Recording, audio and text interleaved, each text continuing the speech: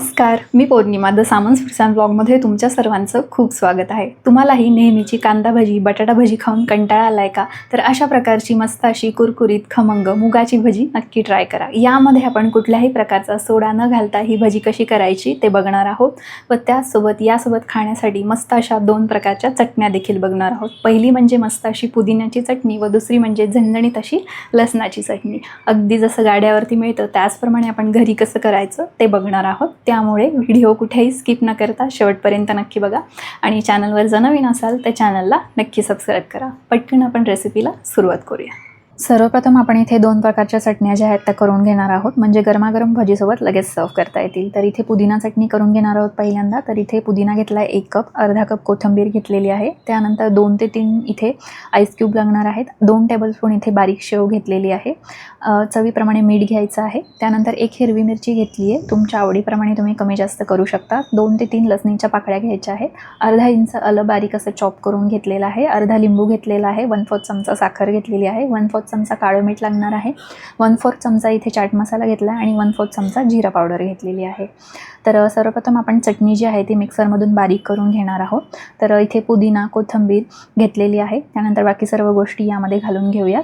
आता इथे ice cube आपल्याला यासाठी घालायचं आहे की आपल्या चटणीचा कलर जो आहे तो छान असा ग्रीन मेंटेन राहतो. त्यामुळे इथे थंड पाणी किंवा आईस क्यूब तुम्ही तुमच्या आवडीप्रमाणे काही घालू शकता. आता शेव यामध्ये यासाठी घातली तर चटणीला छान असा दाटसरपणा येतो, कलर देखील सुंदर येतो, यामुळे घातली.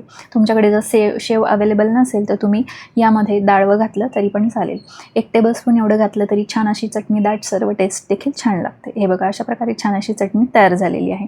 आता इथे गार्लिक चटणी करूया. तर त्यासाठी इथे घेतलेलं आहे 1/4 कप भाजलेले शेंगदाणे, 10 ते 15 लसणीच्या पाकळ्या न सोलता घेतलेल्या आहेत. न सोलता यासाठी घेतल्यात त्याची चव छान लागते. यासाठी चवीप्रमाणे मीठ घ्यायचं आहे आणि इथे 2 ते 3 टेबलस्पून मोठी शेव घेतली आहे आणि 2 टेबलस्पून इथे बेडगी मिरची पावडर घेतलेली आहे. तुमच्या आवडीप्रमाणे तुम्ही तिखट कमी जास्त इथे करू शकता. आता बेडगी मिरची यासाठी घेतली की ती तिखटेला म्हणजे तिखटपणा त्याचा जो आहे तो थोडासा कमी असतो आणि कलर छान असतो, यासाठी घेतलेली आहे. जर तुम्हाला चटणी तिखट हवी असेल तर तुम्ही तुमच्या आवडीप्रमाणे तिखट इथे ॲडजस्ट करू शकता. तर हे बघा, इथे चटणी जी आहे ती छान मिक्सरमधून वाटून घेतलेली आहे. कलर देखील सुंदर आलेला आहे व लसूण न सोलता घेतल्यामुळे छान झालेली आहे. तर इथे भजीसाठी आपल्याला साहित्य काय लागेल ते बघूया. इथे 1 कप भिजवलेली मुगाची डाळ घेतलेली आहे. साधारण आपल्याला ही 2 तास तरी डाळ भिजवून घ्यायची आहे. त्यानंतर 1 मोठा बारीक चिरलेला कांदा घेतला आहे. त्यानंतर मूठभर इथे कोथिंबीर चिरून घेतलेली आहे. चवीप्रमाणे मीठ लागणार आहे. 1/4 चमचा इथे जिरं घेतलेलं आहे. त्यानंतर अर्धा इंच आलं बारीक चॉप करून घेतलं आहे आणि 2 ते 3 लसणीच्या पाकळ्या आणि 1 हिरवी मिरची घेतली. त्यानंतर 1/4 TSP इथे हिंग घेतला आहे. 1/4 TSP हळद आणि अर्धा चमचा तिखट घेतलेला आहे व त्यानंतर इथे 1 टेबलस्पून एवढे भाजून कुटलेले धणे घेतले आहेत. त्यानंतर इथे आपल्याला मुगाची डाळ जी आहे ती मिक्सरमधून दाटसर म्हणजे अशी थोडीशी रवाळ टेक्स्चरमध्ये अशी वाटून घ्यायची आहे. तर यामधलं सर्व पाणी निथळून घ्यायचं आहे. जर आपण मुगाच्या डाळीतलं पाणी घेतलं तर आपलं बॅटर जे आहे भज्याचं ते एकदमच असं पातळ होईल. त्यामुळे शक्यतो हे अशा प्रकारे गाळून घ्या. तर इथे सर्व मी मुगाची डाळ गाळून घेतली. त्याला मिक्सरमधून जाडसर असं आपण वाटून घेऊया. तर हे बघा, छान असं रवाळ टेक्स्चरमध्ये दाटसर असं मी हे मुगाचं मिश्रण जे आहे ते असं वाटून घेतलेलं आहे व साईडला देखील थोड्याशा अशा मुगाच्या डाळी ज्या आहेत त्या राहिलेल्या आहेत. तर हे बघा, अशा प्रकारे आता हे मुगाची डाळ जी आहे ती भज्यामध्ये खाताना छान लागते, त्यामुळे मी अशा प्रकारे ही ठेवलेली आहे. तुम्ही हवं तर डाळ वाटायच्या आधीच 1 ते 2 टेबलस्पून डाळ अशी सेपरेट ठेवू शकता. त्यानंतर तुम्ही मिश्रणमध्ये मिक्स करू शकता. तसं केलं तरी पण चालेल. त्याची चव खूप छान लागते आणि ते जेव्हा भजी खाताना दाताखाली येतं तेव्हा छान लागतं यासाठी. आता यामध्ये आपल्याला अर्धा ते 1 चमचा एवढं मीठ घालायचं आहे आणि याला छान असं एकाच साईडने 5 मिनटासाठी फेटून घ्यायचं आहे. फेटायचं यासाठी की आपलं मिश्रण जे आहे ते छान असं हलकं फुलकं तयार होतं व त्यामध्ये छान अशी हवा इनकॉर्पोरेट होते व आपण भजी जेव्हा करतो तेव्हा ती छान अशी हलकी होतात व मस्त आतून जाळीदार आणि छान अशी खुशखुशीत तयार होतात. त्यामुळे आपल्याला मिश्रण छान असं फेटून घ्यायचं आहे. आता यामध्ये सर्व गोष्टी ज्या आहेत त्या घालून घ्यायच्या आहेत. जिरे आणि बारीक चिरलेला कांदा, कोथिंबीर, धणे पावडर हे सगळं.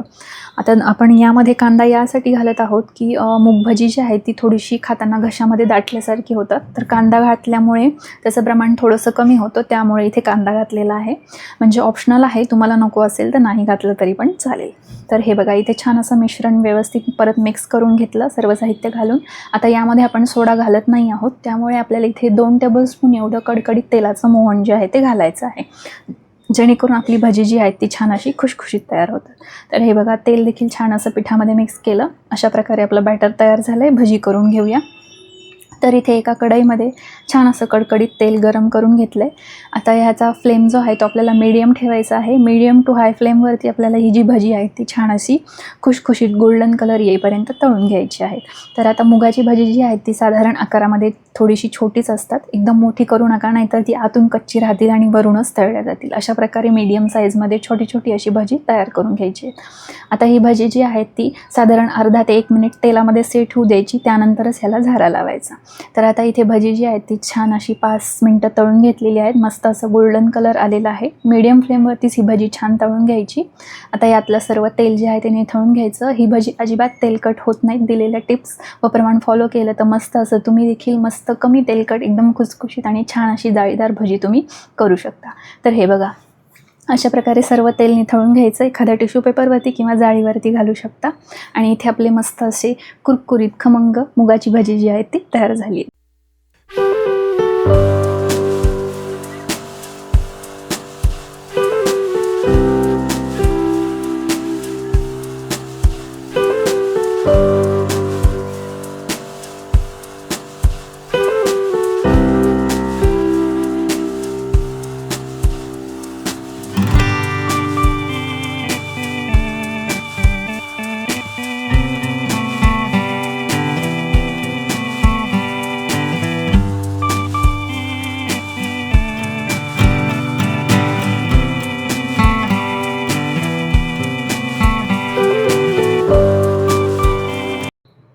तर अशा प्रकारे मस्त अशी कुरकुरीत खमंग सोडा न घालता भजी कशी करायची ते आज आपण या व्हिडिओमध्ये बघितलं. व त्यासोबत मस्त अशा 2 प्रकारच्या चटण्या देखील आपण कशा करायच्या ते बघितलं. जशी अगदी गाड्यावरती भजी मिळतात त्याचप्रमाणे आपण ही भजी घरी तयार केलेली आहे. त्यामुळे दिलेलं प्रमाण व टिप्स फॉलो करून तुम्हीही एकदा ही रेसिपी नक्की ट्राय करा व कशी वाटली ती कमेंट करून नक्की कळवा. आवडल्यास लाईक करा, शेअर करा आणि सबस्क्राईब करायला विसरू नका. शेजारच्या बेल आयकॉनवरती क्लिक करा, म्हणजे असेच नवीन व्हिडिओजचे अपडेट तुमच्यापर्यंत येत राहतील. तर चला भेटूया नेक्स्ट व्हिडिओमध्ये. तोपर्यंत धन्यवाद.